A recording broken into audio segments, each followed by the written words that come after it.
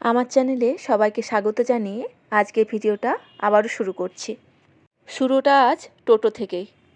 আজ আমি এবং আমার মেয়ে বেরিয়েছি ছোট্ট কিন্তু খুব সুন্দর পিকনিকের জন্য। প্রথমে যাচ্ছি আমার মেয়ের বান্ধবী রিকাদের বাড়ি। এখান থেকে যাবে রিকার মা মানে সমাধি, রিকার বোন, আর আমি আমার মেয়ে। এই যে আমাদের গ্যাংটা। এরপর আমরা টোটোতে উঠব। সমাধি আগের থেকেই টোটোটা বলে রেখেছিল। এই যে আমরা একে একে এবারে টোটোতে উঠছি। পিকনিক যাচ্ছি রিকা, হঠাৎ করে আমাদের কেমন প্ল্যানিং হয়।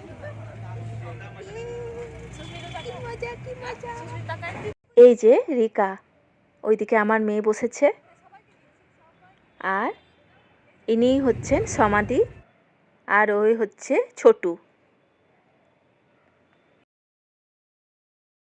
বেশ টোটোতে মজা করতে করতে আমরা পৌঁছে গেলাম আমাদের গন্তব্যস্থল ভূতাবাড়ির মন্দির।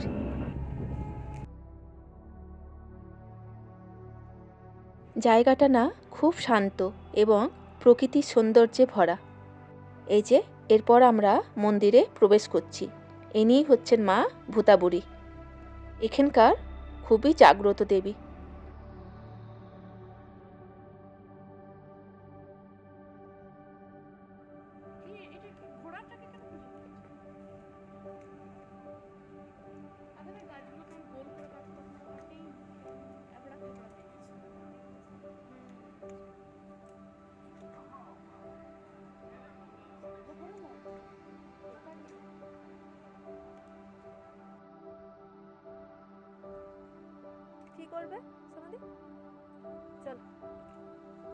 মায়ের মন্দির দেখার পর একটু নেমে পায়ে হেঁটে নিচে দিকে নামলেই দেখা মেলে দামোদর নদীর।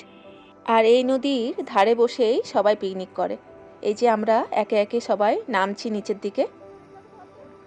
প্রতি বছর এই সময় এই মন্দিরের চারপাশটা পিকনিকের জন্য খুব ভিড় হয়, কিন্তু এই বছর আমাদের ভাগ্য ভালো বলতে হবে, সেরকমভাবে ভিড় ছিল না। এক দুজন মাত্র পিকনিক করছিল।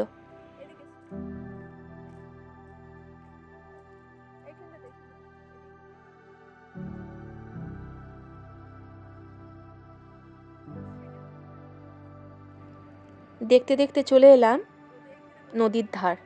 এইটা হচ্ছে দামোদর নদী। এখানে বসেই আমরা পিকনিকটা করব। এই যে দেখো কি সুন্দর মায়াভরা রূপ প্রকৃতির। আজ পিকনিকের মেনুটা কি, ওটা ছিল আমার কাছে একেবারেই সারপ্রাইজড। আমি এই বিষয়ে কিছুই জানতাম না। আমাকে শুধু সমাধি বলল চা বানিয়ে নিয়ে আসতে, আমি ওটাই নিয়ে এসেছি। আমাদের ছোট্টু তো প্রথমেই খেলাম ওর হাতের বানানো ব্রেড পিৎজা আর চা। আর কি কি হয়েছে পরে বলছি, আগে চাটা খেয়ে নিই। এরকম প্রকৃতির মধ্যে গরম গরম চা, আর কি চাই, তাই না?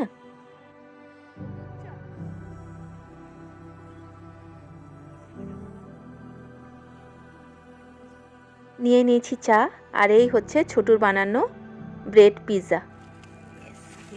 এইটুকু বাচ্চা মেয়ে হলে কি হবে, ও কিন্তু খুব ভালো রান্না করতে শিখে গেছে। চা খাওয়ার পর চলে এলো কচুরি আর তরকারি। এরও স্বাদ অসাধারণ।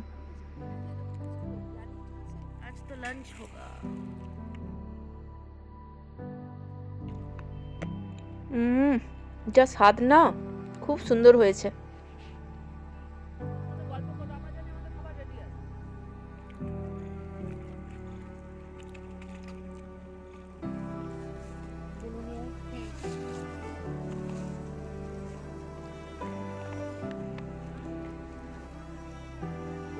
এরপর মেনুটা আমি এখনই দেখছি, হয়েছে ফ্রাইড রাইস আর ভুনা চিকেন।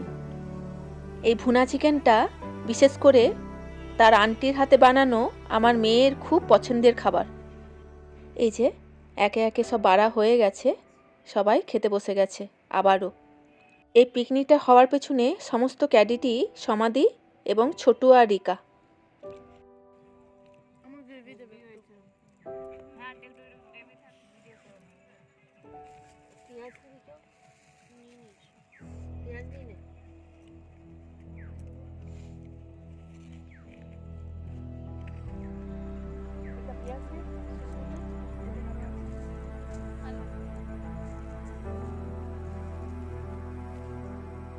ফ্রাইড রাইস এবং চিকেন ভুনাটা যা হয়েছিল না, মারাত্মক।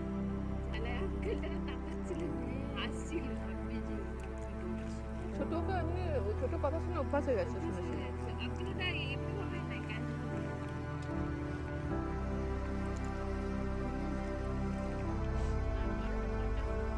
আমি ভাবলাম এটাই বোধহয় শেষ, দেখছি না, এর পরেও আর একটা রয়েছে। এই যে সমাধি নিয়ে এসেছিল গাজরের হালুয়া, যা খেতে হয়েছিল না, একেবারে চমৎকার। খাওয়া দাওয়ার পর করেছিলাম একটু ভিডিও এবং ফটোশ্যুট।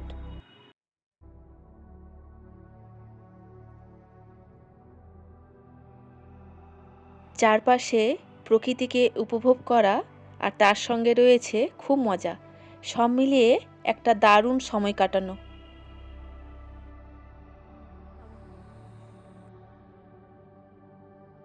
এরপর আমরা নেমে পড়লাম দামোদর নদীতে।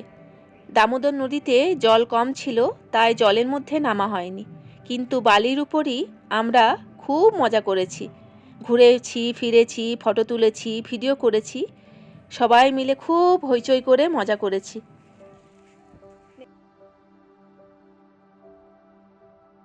সমাধি আমাদের সঙ্গে নদীতে নামেনি, সমাধি উপরেই ছিল, ব্যাগগুলোকে দেখছিল। জলের কাছে কি যাবে? না অততে যাবো না, যাও।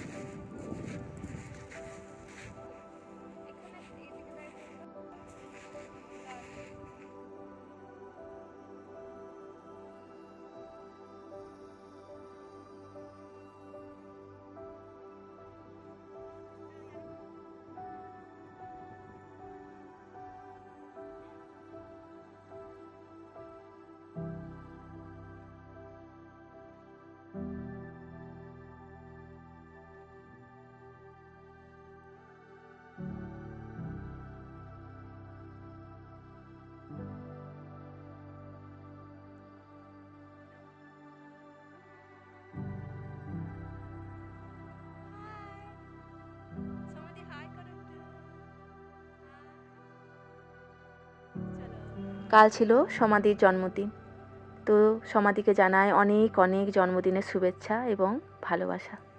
তুমি যেন এইভাবেই আমার পাশে থাকো, ভগবানের কাছে এই প্রার্থনা করি, কারণ তোমার মতন বন্ধু এবং একজন দিদি পাওয়া ভাগ্যের বিষয়। আমাদের পিকনিকটা ছোট হলেও এর মজার কোনো অভাব ছিল না, খুব মজা করেছি। এই যে আমি বলছি আসছে বছর আবার হবে, ওটার জন্য সবাই হাসছে। খুব মজা হয়েছে, ভীষণ মজা হয়েছে। সারা জীবন না এই স্মৃতিগুলোই থেকে যায়, আর কিছু থাকুক বা না থাকুক। আজকের পিকনিক আমাদের শেষ হলো, এরপর বাড়ি ফেরার পালা। এই যে আমরা এবারে উপর দিকে উঠে যাচ্ছি।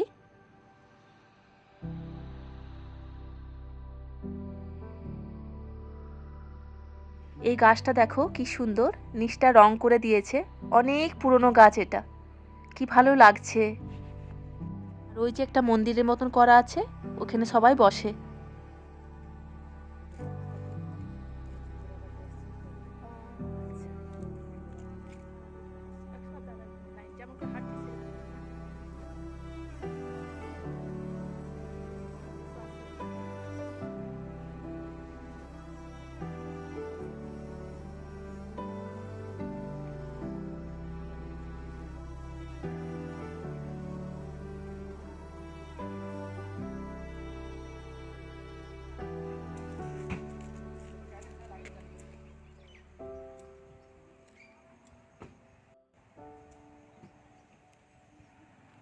মায়ের মন্দিরের কাছে টোটো আসার অপেক্ষায় আমরা এখানে কিছুক্ষণ বসেছিলাম আর ছোটোর সঙ্গে খুব মজা করছিলাম। এইভাবেই শেষ হলো আমাদের ছোট্ট এবং খুব সুন্দর একটা পিকনিক। এমন দিনগুলোই না সারা জীবন মনে থেকে যায়। আমার ভিডিওগুলো কারোর যদি ভালো লাগে তাহলে প্লিজ লাইক, কমেন্ট এবং শেয়ার করে পাশে থাকবেন। তো আজকের মতন এইটুকুই, আবারও দেখা হবে অন্য কোনো দিন। টাটা, আর সবাইকে জানাই ধন্যবাদ।